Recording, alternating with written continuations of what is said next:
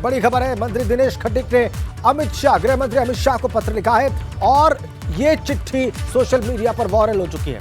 इस चिट्ठी में दिनेश खटीक ने विभाग के अफसरों पर अपनी नाराजगी जाहिर की है। खुलकर लिखते हैं वो कि मेरे किसी आदेश पर विभाग में कोई कार्रवाई नहीं होती।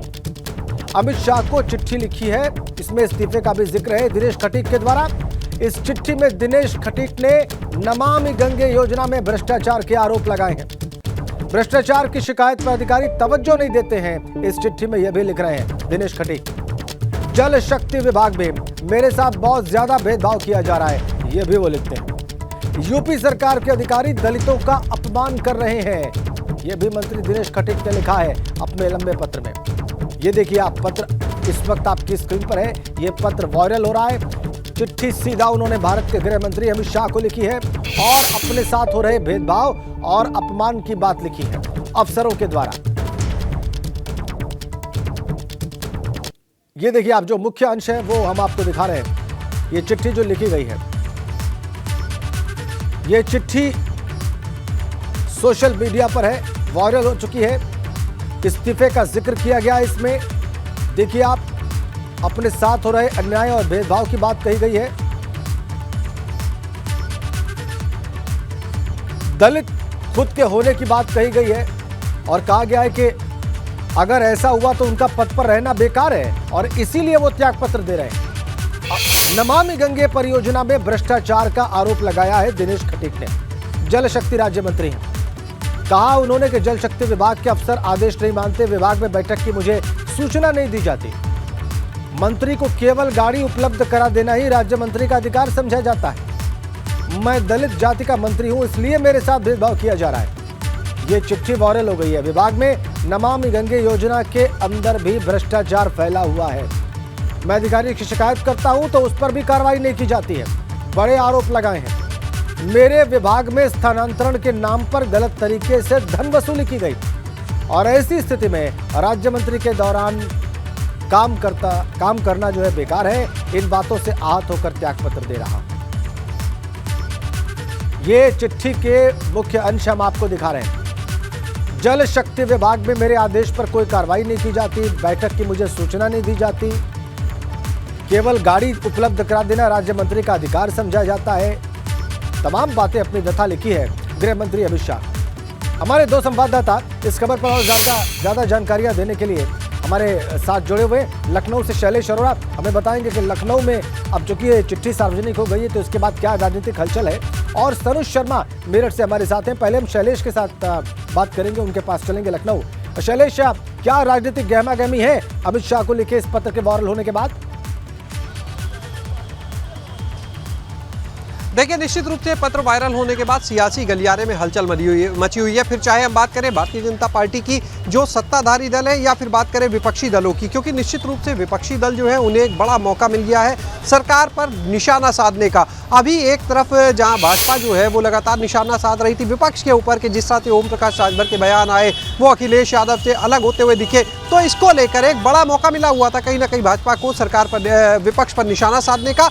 लेकिन अब स्थिति ये आ गई है कि दिनेश खटीक जो राज्य मंत्री है उनका पत्र वायरल होने के बाद ये विपक्ष जो है वो अब सरकार पर निशाना साध रहा है। सपा की तरफ से साफ तौर से कहा जा रहा है, सपा जो नेता है वो कह रहे हैं कि ये चीज़ें अभी से नहीं है, पहले से है। लेकिन जब एक मंत्री को लगा कि वो अपने समाज के लिए कोई काम नहीं कर पाएगा तो उसके बाद उसको ये लिखना पड़ा है। और देखिए जो पत्र है, जैसा अभी आपने राजेंद्र सुनाया, हम भी पढ़ रहे थे उस पत्र को, उसमें जो चीज़ें लिखी है बड़ी गंभीर आरोप है। देखिए, तबादलों में गड़बड़ी का आरोप लगाया जाता है। नमामि गंगे परियोजना जो एक बहुत ही बड़ी योजना है और नमामि गंगे परियोजना पर अगर सवाल उठते हैं तो पुरानी चीज़ों को भी याद कीजिए कि इससे पहले एक बार आम आदमी पार्टी के राज्यसभा सांसद संजय सिंह ने जब चुनाव चल रहे थे विधानसभा के, उससे पहले मंत्री हुआ करते थे डॉक्टर महेंद्र सिंह, उनके समय में भी इस योजना में गड़बड़ी का आरोप लगाया था। अब वर्तमान में अगर देखें तो जो उसी विभाग के राज्य मंत्री है वो इसमें गंभीर आरोप लगा रहे हैं कि नियमों का पालन नहीं हो रहा है। दूसरी चीज़ उन्होंने कहा कि अधिकारी भी अब उनकी बात नहीं सुनते हैं और उन्होंने कहा कि अगर अधिकारियों से कोई बात होती है, देखिए हमारे एक सहयोगी ने जब अपने सोर्सेज से और जानकारी ली और जो पत्र में चीज़ें उसमें भी ये आया कि अधिकारी उनकी बात नहीं सुनते हैं, फ़ोन काट देते हैं, कहते हैं कि आप एक बार मंत्री जी से यानी कैबिनेट मंत्री जी से इस विषय में बात कर लीजिए। तो कहीं ना कहीं दिनेश खटीक को यह लगा जैसा उनका पत्र बताता है कि अब उनको कोई यहाँ पर तवज्जो नहीं दी जा रही है। वो एक खाली डमी की तरह से वहाँ पर है, एक चेहरे के रूप में। इससे ज़्यादा कोई अहमियत नहीं जब उन्हें लगा तो उन्होंने इस तरह का पत्र, जो वायरल पत्र है हम उसकी बात कर रहे हैं, इस तरह का पत्र लिखा। और अब देखना ये होगा कि इस पत्र के बाद किस तरह का ऊंचाल आता है, किस तरह की हलचल रहती है, पार्टी उन्हें किस तरह से समझाती है। क्योंकि जिस तरह की सूचना आ रही है कि वो दिल्ली जाकर केंद्रीय गृह मंत्री से उनकी मुलाकात हो सकती है और वरिष्ठ नेताओं से, पार्टी का जो शीर्ष नेतृत्व है उससे मुलाकात हो सकती है। तो देखना होगा ये मुलाकात कब होती है और उस मुलाकात में क्या चीज़ें निकल कर सामने आती है। और देखिए, आरोप की जब हम बात करते हैं तो ये मानकर चलिए चीज़ें बड़ी ज़्यादा अब जो है विपक्ष को एक के बाद एक मौके मिल रहे हैं। पहले देखिए, एक पत्र सामने आता है डिप्टी सीएम ब्रजेश पाठक का, वो अपने विभाग में तबादलों की गड़बड़ी का आरोप लगाते हैं। मामले की जांच चल रही है, वो भी मुख्यमंत्री के निर्देश के बाद। पीडब्ल्यूडी में तबादलों में गड़बड़ी का मामला आता है, जिस तरह की कार्रवाई हुई वो किसी से छुपी नहीं है। इसके बाद आप देखिए, अब जल शक्ति विभाग में तबादलों पर विभाग के ही राज्य मंत्री ने सवाल उठा दिए और उन्होंने तो अपनी जो उनका वहाँ पर कद की बात की जाए या वहाँ पर उन्होंने जो कहा कि उनको कोई कुछ एक तरह से समझता नहीं है, बात उठा दी है। तो निश्चित रूप से एक चुनौतीपूर्ण स्थिति भी है पार्टी के लिए कि अपने ही लोगों को समझाना होगा। और यही वजह है कि विपक्ष को एक बड़ा मौका मिल गया है, क्योंकि जब किसी सरकार में उनके अपने मंत्री मोर्चा खोल दे तो विपक्ष के लिए इससे बड़ा मौका कोई नहीं हो सकता। उसको ये कहने का मौका मिलता है कि हम जो सामने आरोप लगा रहा है वो कोई विपक्षी नहीं है, वो बल्कि उसी दल का नेता है, मंत्री है, देखिए, और वो आरोप लगा रहा है। तो अब इन चीज़ों को देखा जाना चाहिए और इसीलिए स्थिति जो है काफ़ी गंभीर होती जा रही है, चुनौतीपूर्ण होती जा रही है। और फिलहाल अगर बात करें भाजपा के जो लोग हैं वो इस मामले में बोलने से बच रहे हैं। जिस तरह से आज दिन में भी हमारे सहयोगी ने बात करने की कोशिश की, जो कैबिनेट मंत्री है जल शक्ति विभाग के और पार्टी के प्रदेश अध्यक्ष भी है स्वतंत्र देव सिंह से, उन्होंने कहा उन्हें ऐसे किसी पत्र की जानकारी नहीं है। और भी जो नेता है वो इस विषय में बोलने से बच रहे हैं। लेकिन अब तो देखिए, पत्र भी वायरल हो चुका है, सामने आ चुका है, उस पर दिनेश खटीक के हस्ताक्षर है। 19 तारीख का, यानी कल की तारीख का वो पत्र है। तो ये जो चीजें हैं कहीं ना कहीं देखिए मुश्किल भरे हालात होंगे। भारतीय जनता पार्टी के लिए बड़ी चुनौती खड़ी हो गई है इस पत्र के सामने आने के बाद, और कोई कुछ भी कहने से बच रहा है। हम मेरठ चलेंगे सनु शर्मा के पास, क्योंकि मेरठ प्रभाव का क्षेत्र रहा है, राजनीतिक प्रभाव का दिनेश खटीक का। तो वहां पर क्या हलचल है, वहां पर क्या सुगबुगाहट है, क्या चर्चाएं हैं, ये सनु शर्मा हमें बताने वाले हैं। मेरठ से हमारे साथ जुड़े हुए हमारे सहयोगी। बताइए सनुज, क्या जानकारी आपके पास? हाँ, देखिए, जो जानकारी वो ये निकलकर सामने आ रही है कि देखिए, ये जो दर्द है ये अभी का नहीं है, ये पुराना दर्द है। दिनेश खटीक की लगातार जो उपेक्षा है वो की जा रही थी, उसको लेकर वो परेशान थे, लगातार उनमें दर्द भी रहा और वो साफ कहने के लिए जाने जाते हैं। कई बार उन्होंने साफ साफ बोल भी दिया था, वो बात अलग है कि कैमरों पर बोलने से वो इनकार करते रहे, लेकिन अपनी बात को साफ तरीके से रखते रहे। थोड़ा सा हमें पीछे जाना पड़ेगा, 9 जून की बात कर लेता हूँ कि यहाँ मेरठ में एक घटना हो जाती है। एक दलित युवक कोमल टेंट कारोबारी था और उसके खिलाफ आरोप ये लगता है कि 2 पुलिसकर्मियों ने मारपीट की, जाति सूचक शब्द कहे और उसके पास जो पैसे थे उनको लूट लिया। इस मामले में वो चक्कर काटता रहा, उसकी सुनवाई नहीं हुई और दिनेश खटीक के इसी आवास पर, चूंकि यहाँ पर जनता दरबार लगता है, जब कोमल यहाँ पहुंचा और उनसे फरियाद लगाई तो दिनेश खटीक ने फोन किया, अधिकारियों ने तवज्जो नहीं दी। दोबारा फोन किया तो भी तवज्जो नहीं दी गई और आखिरकार वो इतने परेशान हो गए। आप सोचिए कि राज्य सरकार की क्या कहते हैं, एक मंत्री, राज्य मंत्री फोन कर रहा है, अफसर उसे तवज्जो नहीं दे, तो सीधे यहाँ से गंगानगर थाने गए और गंगानगर थाने जाकर बैठ गए। 2 घंटे तक भी मुकदमा दर्ज नहीं दिया, तब भी उन्होंने चेतावनी दी थी कि मुझे लगता है इस्तीफा देना पड़ेगा। उसके बाद अफसर जागे, मुकदमा जरूर दर्ज हुआ और दिनेश खटीक जैसे घर पहुंचते हैं तो पता लगता है कि जो पीड़ित था उसी के खिलाफ पुलिस ने मुकदमा दर्ज कर लिया। इसको लेकर तल्खी और ज्यादा बढ़ गई, लखनऊ तक फोन घनघनाए, तमाम अफसरों को जानकारी दी, अपनी नाराजगी जताई, एस्कॉर्ट वापस कर दी।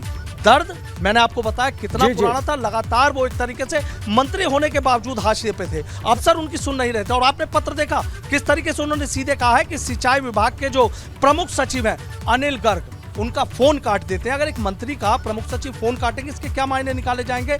राजनीति में राजनीति कहीं ना कहीं एक अलग तरह की मुझे लगता है कि शायद चल गई है, इसीलिए एक मंत्री का दर्द निकलकर सामने आ रहा है। आप खुद सोचिए कि दिनेश खटीक है, हस्तिनापुर की महाभारत, हस्तिनापुर में चुनाव होता है लेकिन उसे महाभारत बोला जाता है। पहला चुनाव जीते, मंत्री बने, दोबारा जनता ने फिर भरोसा जताया। और अगर बात कर ले तो 30-40 साल बाद कभी ऐसा हुआ है कि जब वहां से कोई दूसरी बार विधायक बना हो। और हस्तिनापुर के लिए कहा जाता है कि जहां हस्तिनापुर में जो विधायक बनता, सरकार उसी की बनती है। कद उनका बढ़ाया गया, मंत्री फिर से उन्हें बनाया गया। लेकिन आप ये सोचिए कि उनके पत्र में लैंग्वेज सीखिए कि खाली गाड़ी देने भर से इतना नहीं होता। दलित समाज के तमाम लोग उनके पास आते हैं और मेरी भी कई बार उनसे बात हुई। उनका कहना था कि दलित समाज के लोगों की आवाज उठाता हूं, कुछ सुनने वाला नहीं है, मैं मंत्री रहकर क्या करूंगा, मुझे लगता है अपने पद से इस्तीफा देना पड़ेगा। दर्द बढ़ता चला गया, उनके दर्द को किसी ने समझा नहीं। अभी जिस तरीके से हमने देखा था, एबीपी गंगा से एक्सक्लूसिव बातचीत की थी और यहां मेरठ पुलिस को लेकर भी उन्होंने मेरठ पुलिस पर भी सवाल उठाए थे और एसपी देहात केशव कुमार को लेकर जो राज्य मंत्री दिनेश खटीक बेहद नाराज दिखे थे। उनकी शिकायत भी थी कि मेरी सुनते नहीं है। देहात के इलाकों में जिस तरीके से थानों में पुलिस की चल रही है, लोगों को परेशान किया जा रहा, बिना पैसे लिए काम नहीं किया जा रहा, इस तरह के तमाम गंभीर आरोप लगाए थे। और उसके बाद जो डिप्टी सीएम है केशव प्रसाद मौर्य, वो यही इसी दिनेश खटीक के आवास पर पहुंचे थे और तब ये लगा था कि शायद सब कुछ सामान्य हो गया है, बात संभाल ली गई है, लेकिन मामला बढ़ता चला गया। और दिनेश खटीक आज चूंकि मेरठ थे, हम भी उनके आवास पर गए, उनसे बातचीत करी, लेकिन वो इतने परेशान, उनके चेहरे पर गुस्सा, तनाव, तलखी भी थी और सिर्फ इतना कहकर निकल गए कि ये कोई विषय नहीं है। ये कोई विषय कहने का मतलब था कि ये सिर्फ कोई विषय नहीं है, विषय इससे बहुत बड़ा है, तकलीफ बहुत बड़ी है, दिक्कतें बहुत बड़ी हैं। और एक राज्य मंत्री अगर इस तरीके से पत्र गृह मंत्री को लिखता है और उसमें लिखता है कि मेरा इस्तीफा देना ही है, अगर मैं अपने बिरादरी के और अपना दलित बिरादरी के लोगों की अगर परेशानी दूर नहीं कर सकता, लोगों ने वोट दी है, तो शायद इस तरह की जो परेशानियां कहीं ना कहीं खड़ी हो जाएंगी। अब मेरठ में भी सियासत गरमाएगी, क्योंकि आपने देखा कि जिस तरीके से 7 विधानसभा सीटें, 3 पर बीजेपी फतेह हुई, 4 पर समाजवादी पार्टी। अब कहीं ना कहीं गठबंधन और ज्यादा मुखर होगा कि जो बीजेपी के लोग हैं वो अपने मंत्रियों की ही नहीं सुन पा रहे, कोई नहीं संभाल पा रहे। पहले तभी जबान में आरोप लगते थे, लेकिन अब सीधे आरोप लग रहे हैं। बिल्कुल, अब ये बात खुलकर सामने आ गई है, सार्वजनिक हो गई। आप दोनों हमारे साथ रहे। दिनेश खटीक ने अमित शाह को जो चिट्ठी तो लिखी, लेकिन आज वो मीडिया के सवालों से बचते रहे। सुबह जब मीडिया कर्मियों ने उनकी नाराजगी की वजह जाननी चाहिए, तो वो केवल ये बोलते रहे कि ये कोई विषय नहीं है। सिर्फ 2 मिनट के लिए बता, कोई विषय नहीं है यार।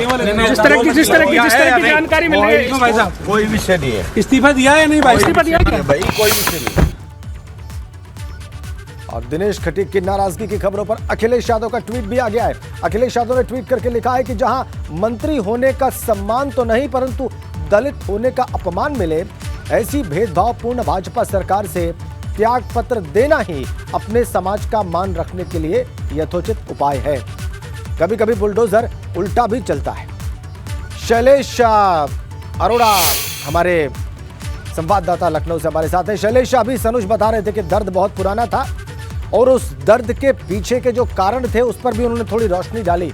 और थोड़ी देर पहले शैलेश, वैसे आपने छतरी लगा ली है, इसका मतलब लखनऊ में बारिश शुरू हो गई है और मुझे लगता है कि ये मामला ऐसा है, ये जो चिट्ठी सार्वजनिक हो गई है और ये जो चिट्ठी के जरिए इस्तीफा दिया गया है, इसमें अब आरोप प्रत्यारोप की नई बारिश लखनऊ में होने वाली है, जिसको हम सभी विटनेस करेंगे।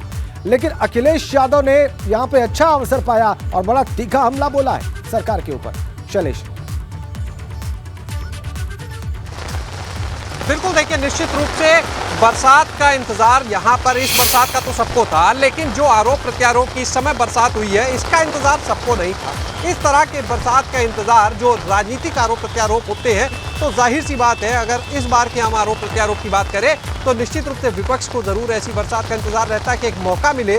लेकिन कभी भी जो सत्ताधारी दल की बात करें, अगर उनके मंत्री इस तरह से आरोप लगाने की स्थिति में आ जाए तो इसका इंतजार उन्हें तो कतई नहीं रहता। लेकिन कई बार बरसात जो होती है, इस समय ये बरसात जरूर मौसमी है, लेकिन जो ये आरोप प्रत्यारोप की इस समय बरसात शुरू हुई है, वो शायद अगर हम बात करें भाजपा के लिए तो वो बेमौसमी बरसात उनके लिए हो गई। शायद उम्मीद नहीं की होगी कि अपने ही एक राज्य मंत्री जो है वो इस तरह से पत्र लिखेंगे। और देखिए कई बार असहज स्थिति आ रही है। एक बार जब पहले पत्र लिखा जाता है, तबादलों को देकर उसको लेकर मामला सामने आता है, तब भी वो बहुत असहज स्थिति हुई थी कहीं ना कहीं सरकार की। इसके बाद अगर बात करें तो अब ये जो पत्र आया है, जब एक मंत्री, अभी एक तरफ देखिए 100 दिन का कार्यकाल पूरा होने के बाद उपलब्धियां बताई जा रही है, निश्चित रूप से कई उसमें बड़े काम हुए हैं जो गिनाए जा रहे हैं। और ऐसे वक्त में अगर कोई मंत्री इस तरह का पत्र लिखता है तो एक असहज स्थिति सामने आ जाती है। देखना होगा इस असहज स्थिति का सामना आखिर कैसे किया जाएगा, किस तरह से मंत्री को अपने समझाया जाएगा, मनाया जाएगा, किस तरह से चीज़ों को देखा जाएगा, क्योंकि जो मंत्री के आरोप हैं वो साफ तौर पर है कि अधिकारी सुनते नहीं है। और अधिकारियों के मामले में अगर हम आपको बताएं तो देखिए ये जब पहला कार्यकाल चल रहा था तब इस तरह की चीज़ें आती थी और उसके बाद तमाम जो संगठन की शीर्ष नेतृत्व की, पार्टी के शीर्ष नेतृत्व की बैठकें हुई तो उनमें साफ निर्देश दिए गए कि कोई भी जो जनप्रतिनिधि है उसकी बातों को सुना जाए। इसीलिए जब अभी मंडलीय दौरे शुरू हुए तो वहां पर भी जब मंत्रियों की ड्यूटी लगाई गई तो यही कहा गया कि जनप्रतिनिधि वहां पर जाएं, अधिकारियों से बात करके जानकारी ले और जो अधिकारी बताए सिर्फ उस पर भरोसा ना कर ले। यानी कहीं ना कहीं मंशा यही है कि जनप्रतिनिधि जिनको चुनकर जनता ने भेजा है उनकी बात सुनी जाए, लेकिन अगर मंत्री की बात नहीं सुनी जाएगी तो दर्द बाहर आएगा। जैसा दिनेश खटीक का जो राज्य मंत्री है दर्द बाहर आया है, लेकिन फर्क इतना है कि यहाँ पर उनका जो दर्द है वो अधिकारियों तक सीमित नहीं है बल्कि पूरी कार्यप्रणाली पर उन्होंने सवाल उठा दिए हैं। विभाग के कैबिनेट मंत्री के लेकर भी कि उनकी बात सुनी जाती है लेकिन इनकी बात नहीं सुनी जाती है। तो जिस तरह का ये पत्र है निश्चित रूप से एक काफी असहज स्थिति उन्होंने बिल्कुल बहुत असहज स्थिति उन्होंने पार्टी के लिए और सरकार के लिए खड़ी कर दी है। मोर्चा खोल चुके हैं। बिल्कुल विपक्ष मोर्चा खुल चुका है। अखिलेश यादव ने ट्वीट कर दिया है और ऐसे हमले होने वाले हैं, ये बिल्कुल साफ है। और यहाँ पर पार्टी के लिए डिफेंस करना बहुत बड़ी चुनौती होगी इस पत्र के सामने आने के बाद। बहुत बहुत धन्यवाद आप दोनों का, शैलेश अरोड़ा और सनुज शर्मा, इस खबर पर विस्तार से हमारे दर्शकों को जानकारी देने के लिए।